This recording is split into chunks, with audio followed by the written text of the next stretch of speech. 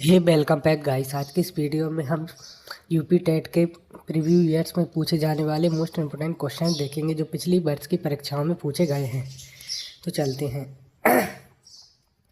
पहला क्वेश्चन है, बालक की विकास प्रक्रिया कब से शुरू होती है? इसका आंसर है गर्भावस्था। गर्भावस्था से ही बालक की विकास की प्रक्रिया शुरू होती है। बालक के विकास में सबसे महत्वपूर्ण कारक क्या है? इसका आंसर है वंशानुक्रम और वातावरण। ये बालक के विकास में महत्वपूर्ण कारक होते हैं।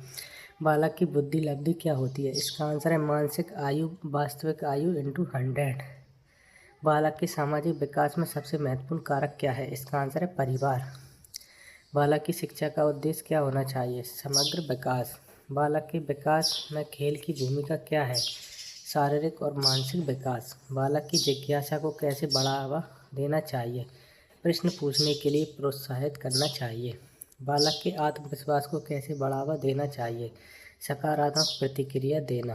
बालक के विकास में शिक्षक की भूमिका क्या है? मार्गदर्शक और प्रेरक।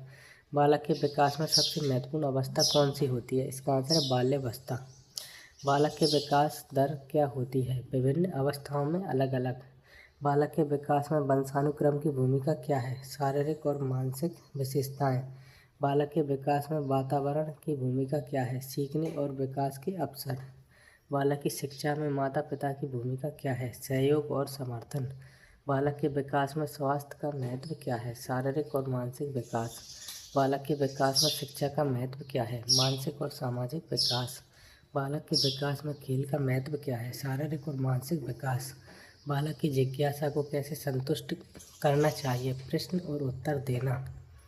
उनके प्रश्नों के उत्तर देना जिससे उसकी जिज्ञासा और ज़्यादा बढ़ती है। बालक के आत्मविश्वास को कैसे बढ़ावा देना चाहिए? सकारात्मक प्रतिक्रिया देना।